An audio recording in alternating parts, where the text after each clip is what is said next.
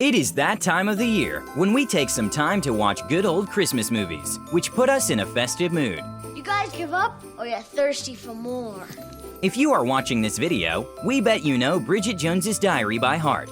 But we also bet we can still surprise you with some facts connected with the movie and its cast. For example, did you know that Renee Zellweger was not the first and even the second pick for the role of Bridget? Or that the iconic fight between Mark Darcy and Daniel Cleaver was not choreographed? If you didn't, continue watching and you will get to know a bunch of interesting details about the legendary film. Be sure to subscribe to our channel first to watch exciting celebrity videos every day. I'm afraid I'm a bit hungover. Wish I could be lying with my head in the toilet like all normal people. As we have already mentioned, Renee Zellweger was not the first choice for the part. The movie producers were really positive about Toni Collette becoming Bridget, but the actress declined the role because she was shining on Broadway at the time. Kate Winslet was also really close to garnering the role.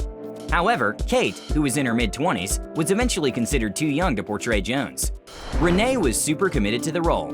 First of all, and you probably know this, she gained 17 pounds to become Bridget. According to The Guardian, she consulted a dietitian and endocrinologist who devised a regime of 3 full meals a day, multiple snacks, and no exercise. That was quite a move, especially for an actress, and especially for 2001.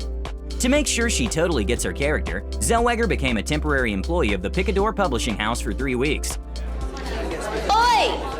Oi! She was so good at her act that no one recognized the celebrity. But for one person, who said she looked like, quote, the girl from Jerry Maguire. While working at a publishing house, Zellweger kept the photo of Jim Carrey on her desk. The two were dating at that time. That looked awkward, but no one said a word. In another development, the non-smoking actress, to make an impression of heavy smoker Bridget, smoked herbal cigarettes. Those are cigarettes that don't contain any tobacco. They are composed of a mixture of various herbs and/or other plant material. Meanwhile, Hugh Grant was initially reluctant to play his role. Not because he didn't like the character, but because he didn't like the script.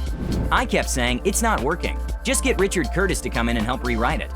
Well, so they did. As soon as Curtis joined the team, Grant, quote, signed on the dotted line. We are not going to shower you with the facts that you probably know. Like, for example, that Bridget Jones's Diary contains quite a number of references to Pride and Prejudice. And how about the connections with Harry Potter? Yes, you heard it right, Harry Potter.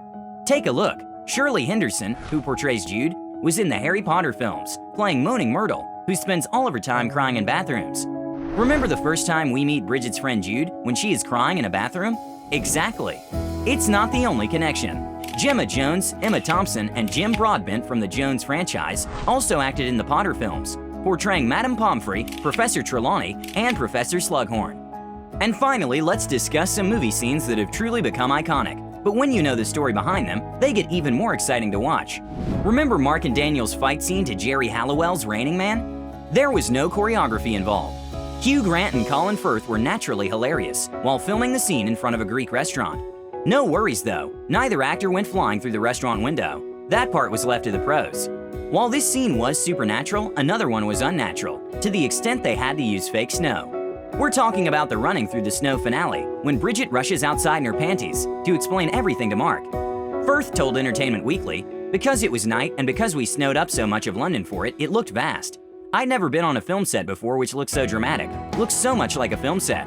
I mean, from 5 blocks away you could see the sky lit up, and the snow machines. And the last fun fact, the year after the film came out, sales of bottles of Chardonnay dropped by 7.5 million.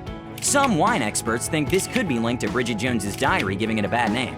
Dear Diary, I failed again. I've poured an enormous glass of Chardonnay, and I'm going to put my head in the oven. That's all for today. Let us know what your favorite Christmas movie is in the comments below.